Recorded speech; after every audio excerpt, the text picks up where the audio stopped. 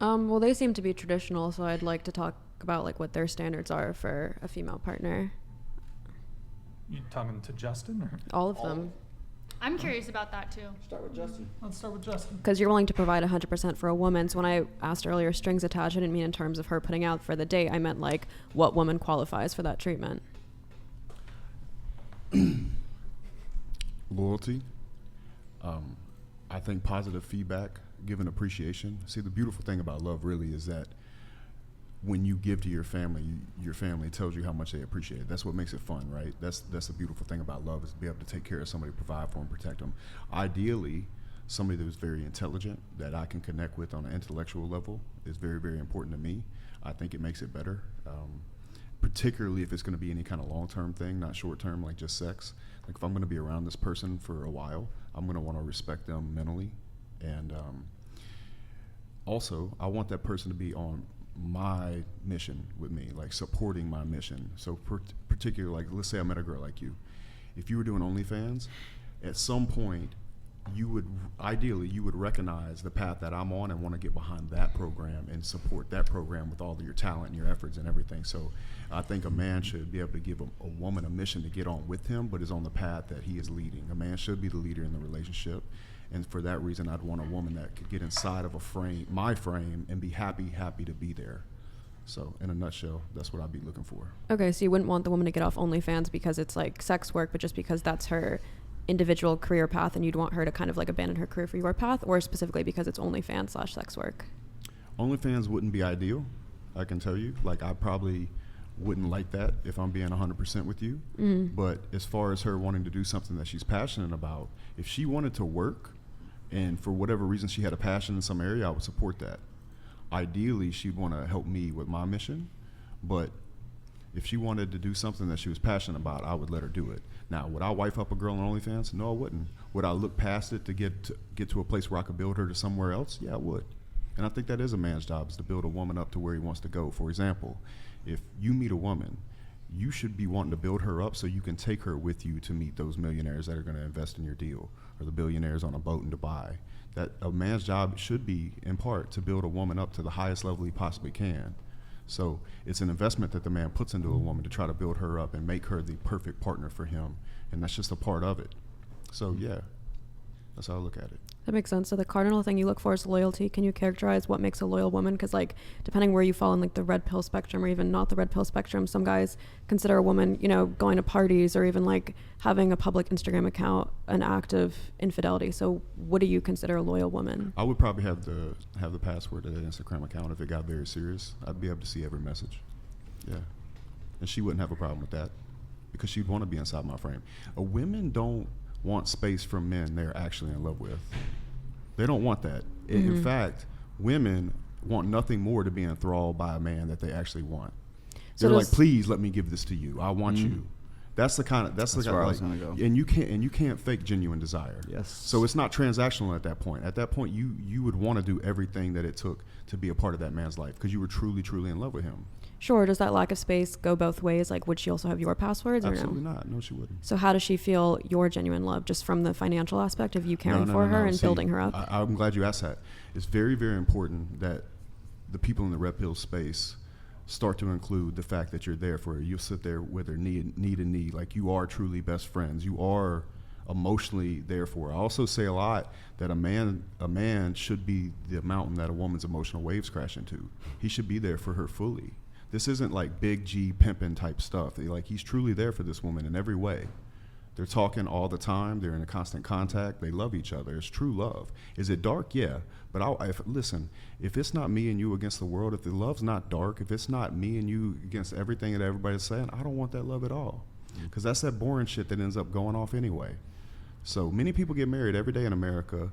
They make these vows to be, hey, I'm going to be the best man I can be and all this other stuff. But they come home, they pop open a beer, and they get fat. You want a man that's actually on a mission, that's out there trying to do something so he can make your dreams come true and take you on a carpet ride through time and space. Nothing more. I completely agree with the notion that a relationship should be two individuals building each other up and pushing each other. I'm just trying to investigate the asymmetry and why you would have her passwords but not vice versa. Is it that you wouldn't trust her? Is it that you'd want to monitor the messages before they come in so that she doesn't see them first? Like, what is the intention? No, she would be able to see them. But it's just a trust thing between me and a woman. Like, you would want me to have your passwords. Not even me. If you were in love with said man, you would either want to either get off of it. There it is. Or, yeah, because There you it have to is. Keep understand as a man, like you, for example, beautiful woman, very smart too, by the way. I think you've been pretty impenetrable on this show. I'm very impressed by you. This isn't Riz, like just genuine compliment, truly. But your marketing yourself on the internet would be a no-go for me, because if you were truly giving yourself away to a man, you wouldn't market on the internet. And I do look at it as marketing when a woman has her titties all over the internet. And that's no disrespect. That's just if it were my girl and I'm the person that's doing everything I can to fight and make her life 10x what it'd be without me, then that would be a simple expectation. And I don't think that's too much to ask. I think that's 100% your prerogative. My issue more is when men have asymmetrical standards. So they want a girl who's not showing her titties on Instagram, but then their explore page is full of Instagram models and they're liking their posts or they're watching porn. So for me, if I found a guy who wouldn't want me on Instagram and that was the love of my life, I would just want him to not be on Instagram either. If he wanted my passwords, Sorry, go ahead. if you want my passwords, the same cuts both ways. And if anything, it makes more sense for the girl to have the guy's passwords, because guys will be the first to argue that guys are the first to stray. Just related to the asymmetry thing. So I kind of want to add a little bit to that. So, for example, do you think that a guy who desires a woman with a low body count, who doesn't have a promiscuous past, yet, for example, he might be promiscuous, or he's got a bunch of women, or he has a high body count, do you quarrel with that? Do you take an issue with that? Because you mentioned you have an issue with asymmetry. Do you have an issue with that? 100%. Like I said, I think it's your prerogative to find someone who matches your values. I'm highly selective. I want a partner who's also highly selective.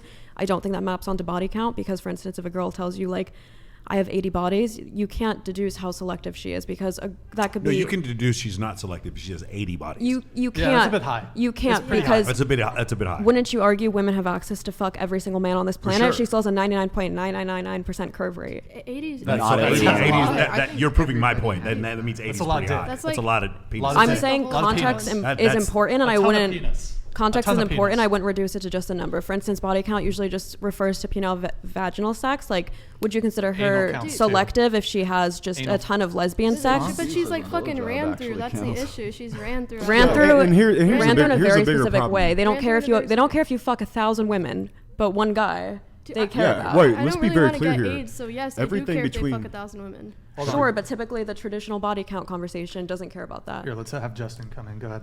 Well, I just want to be very clear about this. You're looking for a fair situation, but newsflash, the world is not fair. Like, Men that and women man, are different. That man is going to get up and go through stress every day and face the challenges of the world while you have a pretty cush life. Men have always slept with multiple women. It's not fair. It's bullshit. I know it hurts. I know it sucks. I know it's not a good thing to say, but it is absolutely true. And you are at the top of your sexual marketplace value. And How old are you? there's going to be, she's 24. 24. Am I past it? Yeah. Yes. No, you're at the, no. You're about to hit No. the I'm wall. 2 days Sorry, old sorry, in sorry. 24. No, it's all good. You're probably at the top, but let me tell you where you're not. You're not at 30 where you're out of time and you want to have children and you're absolutely in love with the man and he loves you in every way and you feel safe around him. You're not in that position yet, so you can't see an outcome where you would give a little to take a little back. And I'm cool with that. But I will tell you this, when you get up higher in age and the clock's ticking and that man's good to you and you trust him and you feel safe around him and he's truly your best friend and you look up to him and admire him, then you might think differently about how you feel now. And I'm not saying you're wrong, but I'm just telling you that your opinion might change in time. Sure. My point was in response to his, which is, would I have a problem with the asymmetry of wanting a woman with a low body count while having a high one? And I would, because what I consider a valid reason for preferring a partner with a low body count is that it's better for pair bonding. You're less likely, if you don't have that propensity to seek novelty, you're less likely to stray. People who are more promiscuous, they tend to be more unfaithful. Correct. That cuts But those, both ways. Those studies do not. The studies clearly show that is far, far more likely the case with women than men. In fact, in some cases, after a certain amount, it's negligible with men. With over 20, when women have slept with over 20 men, it's like a 17% chance that she's still happy in a marriage. For men, it does not show that drop off. It does when we're talking about virgins. When you're talking about two virgins, yes. But the thing, the question you asked before, what is the one thing before you went to the bathroom that you're most upset about with dating? It's that people don't look up these studies. That is the one thing I'm the most upset about.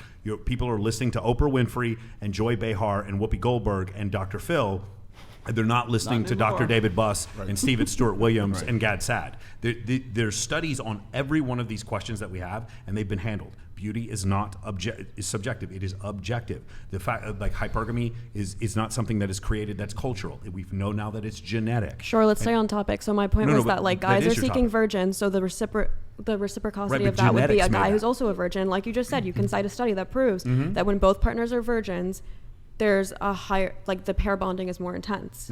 Correct. So Yeah, but you're not going to be find a man attracted to a man that's a virgin. Yeah, that's in any the other way. problem. Yeah. But I guys just- typically, when they talk about body count, their ideal body count is 0 in a woman. So I was giving you the converse. Uneducated guys who don't fuck. Yeah, Okay, yeah, those are the guys don't have that sex. don't. Look, Yes. you want a low body count. I'll say a single-digit number is probably what you're looking for as a man. I'm not even saying I'm looking for that. Like I said, I don't think you can deduce selectiveness from a number because context matters. You could have gone through a breakup and been traumatized and maybe fucked 80 people in 1 week, but then That you were still makes abstinent you for a No, hoe. 6 years. I'd say that was a broken bird. Still makes Still- you a hoe. Can that's I a just broken add bird. something? Go ahead. I got one, but go ahead. Let her go. Okay, I just think, you're overcomplicating things. Again, everyone's overcomplicating things.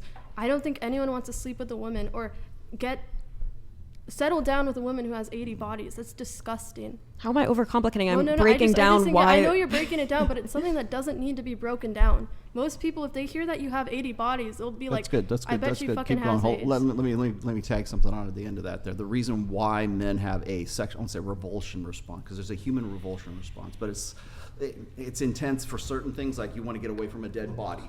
Like you want to get away from a dead body. You want to get away from things that smell, like feces. Fear of heights. There are things that human beings are instinctually want to get themselves away from. Okay.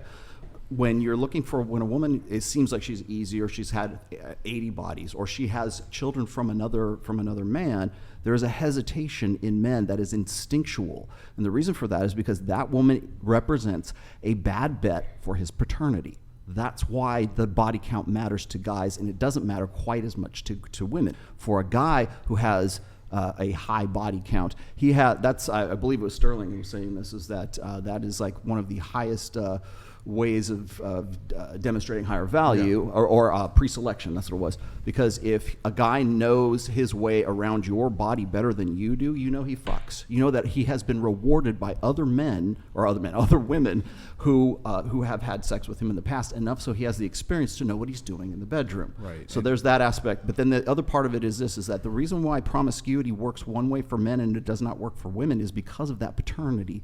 It's the understanding and the ascertaining whether or not the child is his child. Because since we were living in hunter-gatherer groups on the sub-Saharan African up until plains, 1980. until we could actually Up have until 1980, we didn't DNA have tests, paternity tests. Yeah, so men have, it's been in our biological, evolutionary, innate interests to know or to try to ascertain whether or not the baby is our baby. So that's why men mate guard. That's why when women and men get jealous because of infidelity, men tend to focus on the physical act. Did you have sex with him in the bathroom? Did he come? Did he have a bigger dick than I did? Did you get off? Those are the particulars that guys want to know when infidelity takes place. When a woman gets jealous because of infidelity, it's, do you love her? Am I losing my investment? Is my long-term security with this guy, is that in danger? That's where that jealousy comes from. So there's differences because men and women are different, and we have different priorities when it comes to reproduction as well as family creation as well. So when we're talking about 80 bodies, when you say, hey, I've had 80 guys, that's a pool of 80 men in which one of those guys, or probably some of those guys, could have been the guy that you can't get over. Or maybe he's the guy that, whether he did or he didn't, doesn't make any difference, but he's still thinking, like on a hindbrain, lizard brain level, that there's a possibility that she was impregnated by one of these guys and she can't get over that guy. You're a bad bet for my paternity. Yeah. Sure. Your response? I just love that we revert to these primordial justifications for wanting a woman with a low body Where count. else When do you guys wanna are go? fucking Where with else- condoms, where else would you go when with guys it? find it Where hot else when would you girls go are on with it? birth control, if guys' main prerogative is to like spread their seed, then why is it they're looking for women who are on birth control? They're attracted to women with IUDs. They're not. It's not an for women that are intellectual There's no thing. study. I didn't say it was. They're not. They're not I'm saying we cognitive. use They're not biology doing that. as an excuse when in reality biology nobody's using refers it as to an life excuse. and life's Using it as an processes, excuse. and our And they're using capacity evolution as an excuse, for not culture, our primordial. capacity for culture falls under biology. our development of paternity tests, birth control, condoms, that all falls under biology and our capacity Culture for is culture. downstream from biology. Yeah. Yeah, I In fact, You don't get you don't get society, you don't get social construction without biology first that drives that. Yeah, I think you're over intellectualizing a lot of this. Like like you said, it could be boiled down to biology. That's Like- not a response. Well, no, I just think No, that it is a you- response. No, it is but a what your response. question is it right? And his response is, this is why it is. So the problem is, what people will do is they'll say, this man is just, what is this, a small dick energy or whatever thing that they have to say to make or denigrate men for having some sort of preference. And the reality is these things happen because men have 17 times as much testosterone as women. And throughout our evolutionary history, we are the ones that were the disposable gender. And because of that, we compete with other men for women. The men who make it to the top throughout history have had more sexual partners. That's just the way that it's been. It's not an excuse. If you have every right to think it's wrong if you want to think it's wrong, but it's not hypocritical because we're different. If you and I were to join the Marine Corps, I have to do more push-ups than you because the world is different for men than it is for women. If you and I were to join the fire department, I have to do more pull-ups than you because men and women are different. And so in this case, it's the same thing. I am not sure of the paternity of the child, of your child, but you always are. And because of that reason, your body count will always matter more than mine. That's just a function of biology. That's a justification for not being polyamorous, not for not having a high body count. So that makes sense why you wouldn't want your girlfriend to be fucking 10 guys at once because you wouldn't be able to discern it. If a girl fucked 80 guys 10 years ago and has been abstinent still, how does that justification Doesn't apply? matter. fucking It's an disgusting. innate It's kinda hesitation. still. Okay, I also just wanted to say on the topic of biology, women literally they menstruate around like male testosterone. Like the more they're exposed to testosterone, the more they have sex, the more their cycle will align with that because of a very biological thing. What is your point? My point is that you're just intellectualizing again something that is very basic. What does menstruation have to do with this? Because- Basically, Because women, sorry, Go for it. I'm not finished. That's all you. That's all you. I mean, you said you were in That's COD all lobby, you. so you should be used to this, Okay, right? but you said go ahead and then. All right, just Okay, go. okay, Just what I go, was just say your saying thing. Was that biologically our bodies Closer to the mic. Yeah, our bodies do sort of correspond with males. Like it's like the testosterone that they emit kind of triggers something in us, like the pheromones. So you can't just intellectualize something when it's already so. Okay, you wanted to